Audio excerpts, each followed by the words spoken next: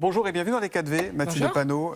Pour vous, les résultats dans la 10e circonscription du Val-de-Marne sont bons parce que vous avez été réélu dès le premier tour hier. Je suis content de vous voir. Plaisir partagé. Je suis content de vous voir parce que j'ai regardé les soirées électorales hier et j'avoue qu'au nouveau Front Populaire, vous dites pas tous la même chose sur ce qui va se passer pour le second tour, sur les triangulaires, sur les consignes de vote. Alors est-ce que vous pouvez nous donner une règle claire ce matin? Est-ce qu'il y en a une? Est-ce que vous êtes tous d'accord? Bon, alors déjà, je veux commencer par dire qu'il s'est passé quelque chose dans cette élection législative avec un effondrement de la Macronie. La Macronie a été sévèrement battue par une colère populaire qui a vaincu notamment et battu ceux qui avaient notamment imposé la retraite à 64 ans. La deuxième chose, et je veux commencer par cela si vous me le permettez, c'est de dire que maintenant, dans la semaine qui vient, le choix qui s'offre au peuple français, c'est soit une majorité pour l'extrême droite, soit une majorité pour le nouveau Front Populaire. Et je veux dire que c'est possible. Vous pensez encore pouvoir gagner? Mais bien sûr, regardez les résultats finaux. Alors, ils sont encore en train de s'affiner, mais nous avons, nous, le nouveau Front Populaire, 32 élus au premier tour, quand l'extrême droite en a 38. Donc nous ne sommes pas si loin. Nous sommes présents dans 407 second tours. Et donc, il est tout à fait possible qu'au soir du 7 juillet, nous ayons une majorité qui puisse créer un gouvernement du nouveau Front Alors, si on Populaire. revient à ma question, quelle est la Alors, sur règle? la consigne, nous avons donné une consigne claire. Pas une voix de plus, pas un siège de plus pour le Rassemblement national. Et donc, nous avons dit que lorsque le Rassemblement national était en première position et que nous étions les candidatures du nouveau Front Populaire en troisième position, Donc, uniquement quand le RN est en première position. nous retirions notre candidature. Mais je vais vous donner un exemple, M. Soto, qui montre bien la faillite morale et politique dans laquelle se trouve aujourd'hui la Macronie. Je vais vous parler de la 4e circonscription de la Sarthe. Dans la 4e circonscription de la Sarthe, vous avez en première position aujourd'hui, après le premier tour, Marie-Caroline Le Pen, qui n'est autre que la sœur de Marine Le Pen, avec en deuxième position la députée sortante Élise Le Boucher, puis en troisième position en macroniste ensemble. Eh bien, figurez-vous qu'Ensemble refuse de se retirer au profit d'Élise Le Boucher. Eh bien, voilà la faillite politique et morale. Et nous disons, voilà ce qui est simple, pas une Le Pen de plus, pas un siège de plus pour le Rassemblement national. Et nous condition que le RN soit premier de la triangulaire, encore une fois. Oui, parce que c'est ce que nous avons dit. L'ambiguïté se cache dans les nuances, souvent. Oui, c'est ce que nous avons dit. Je crois que c'est une consigne qui est claire.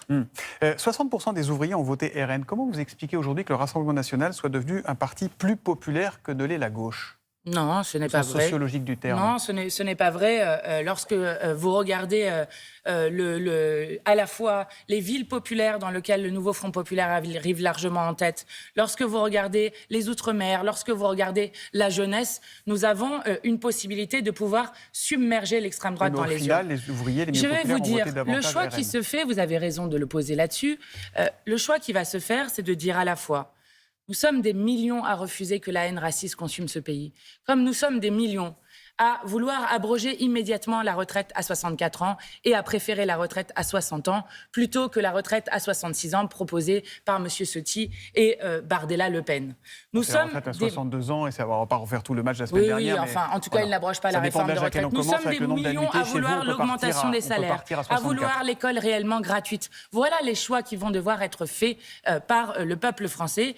Et je le dis, nous avons la force, non pas seulement d'empêcher l'extrême droite d'arriver au pouvoir, c'est-à-dire de voter contre, mais de voter pour un programme qui ouvre un horizon heureux au pays. On entend votre discours très ferme contre l'extrême droite. En même temps, pour incarner le Front républicain, pour faire barrage au RN, est-ce que l'image qu'on a vue hier soir de Jean-Luc Mélenchon avec Rima Hassan à côté d'elle, avec ce chèche, ce kéfier palestinien, est la plus efficace possible? Mais écoutez, Rima Hassan qui n'est pas candidate aux législatives. Écoutez, Rima Hassan porte un tissu palestinien qui symbolise la cause palestinienne à l'heure où il y a un massacre que l'ONU lui-même condamne comme étant un risque de génocide, une possibilité de génocide. Personne ne conteste qu'il y a un Oui, massacre, mais écoutez, personne ne conteste. Mais est-ce que c'était l'endroit, est-ce que c'était le lieu, est-ce que c'était la bonne idée? Mais pourquoi? Quel est le problème? Enfin, je trouve ça incroyable qu'une telle polémique puisse naître. Je vais vous dire, moi je suis fière que dans cette élection, il y ait eu un raz-de-marée populaire sur les urnes pour justement à la fois tourner la page de la Macronie, faire battre l'extrême droite et inventer un autre avenir collectif.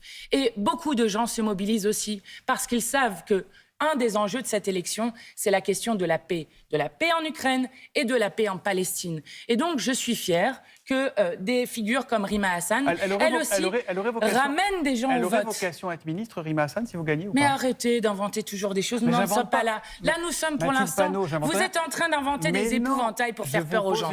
Je vais vous dire. Rima Hassan, attendez. Rima Hassan vient d'être élue eurodéputée, j'en suis très fière. C'est pas moi qui ai inventé cette image. C'est une mise en scène qui est choisie et vous en connaissez le sens. Rima Hassan vient d'être élue eurodéputée. Oui. Elle s'installe au Parlement européen. Là, nous sommes toutes et tous mobilisés pour avoir la majorité à l'Assemblée nationale pour pouvoir former un nouveau gouvernement du nouveau Front populaire qui d'ailleurs reconnaîtra l'État de Palestine pour faire avancer la solution à 2 États et la paix au Proche-Orient. En cas de majorité relative, avec qui êtes-vous prêt à vous mettre autour de la table pour empêcher le RN de gouverner? Eh bien, je vais vous dire, monsieur Ciotti, je n'irai pas dans cette politique fiction. Cioto, il y a Ciotti et Soto, mais ça n'a rien à voir. Oui, tout à fait.